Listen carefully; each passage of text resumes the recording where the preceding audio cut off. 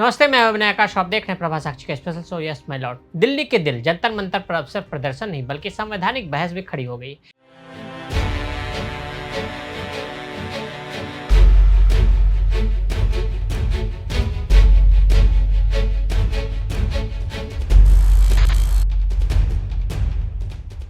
एक तरफ supreme court ने केंद्र सरकार से सख्त जवाब मांगा तो दूसरी तरफ दिल्ली हाई कोर्ट ने सीधा सवाल दाग दिया। आखिर जंतर मंतर को विरोध प्रदर्शन के लिए बंद क्यों नहीं कर दिया जाता? देश की राजधानी में विरोध प्रदर्शन का सबसे बड़ा प्रतीक जंतर मंतर अब अदालत की कसौटी पर है।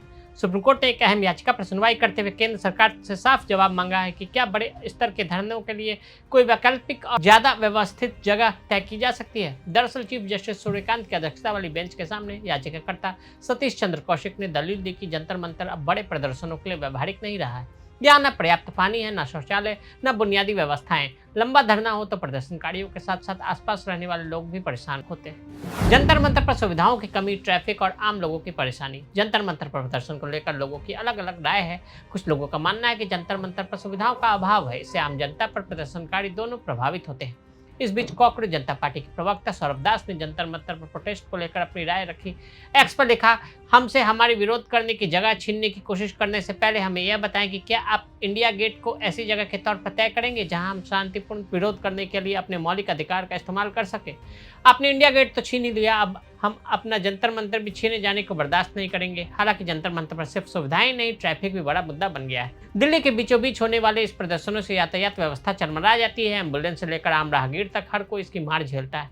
इसी बीच दिल्ली हाईकोर्ट ने भी इस मुद्दे पर और भी सख्त रुख अपनाया है। दिल्ली हाईकोर्ट ने सुनवाई के दौरान केंद्र सरकार से सीधा सवाल किया है, जंतर मंतर को बंद क्यों नहीं कर देते? जंतर मंतर को प्रदर्शन की तय जगह बनाए रखने पर दिल्ली हाईकोर्ट ने सवाल उठाए। कोर्ट ने कहा कि शहर को बेवजह बंधक क्यों बनाया जाए।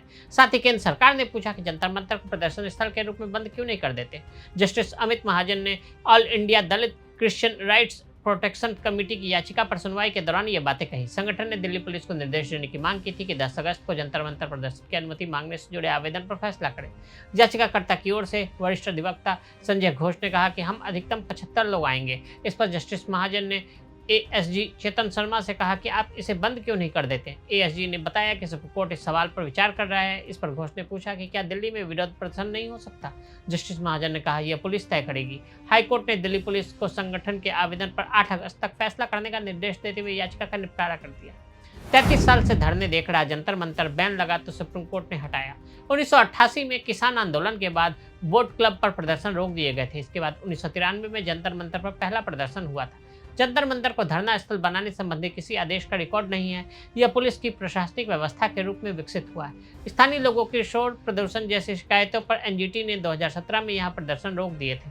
धरने प्रदर्शन रामलीला मैदान में करने को कहा था। 2018 में सुप्रीम कोर्ट ने कहा कि शांतिपूर्ण प्रदर्शन संवैधानिक अधिकार है। कोर्ट ने प्रतिबंध हटाकर नियंत्रित प्रदर्शन की व्यवस्था बनाने को कहा। अब सुप्रीम कोर्ट में फिर वैकल्पिक प्रदर्शन स्थल की मांग लंबित है। बहरहाल अब यह मामला सिर्फ कानूनी नहीं बल्कि राजनीतिक भी बनता जा रहा है। सवाल यह है कि क्या सरकार प्रदर्शन की आज़ादी और आम जनता की सुविधा के बीच संतुलन बना पाएगी? क्या जंतर मंतर का ऐतिहासिक महत्व खत्म कर दिया जाएगा या फिर इसे नए सिस्टम के तहत बदला जाएगा? जंतर मंतर जो कभी लोकतंत्र की आवाज का प्रतीक था, अब उसी लोकतंत्र की व्यवस्था के सामने चुनौती बनकर खड़ा हो गया है। फैसला सरकार को करना है, लेकिन नजरें अब सुप्रीम कोर्ट की अगली सुनवाई पर भी टिकी। तो आज हमने आपको जंतर मंतर पर प्रदर्शन को लेकर सुप्रीम कोर्ट से लेकर हाई कोर्ट तक में चल रही सुनवाई के बारे में बताया। कानूनी दुनिया से जुड़ी खबरों के लिए देखते रहें यस माय लॉर्ड। अगर आप भी लेना चाहते हैं देश दुनिया की तमाम जानकारी तो आज ही सब्सक्राइब करें हमारे चैनल को। साथ ही नीचे दिए बेल आइकन को जरूर दबाएं ताकि हर अपडेट आप तक पहुंच सके।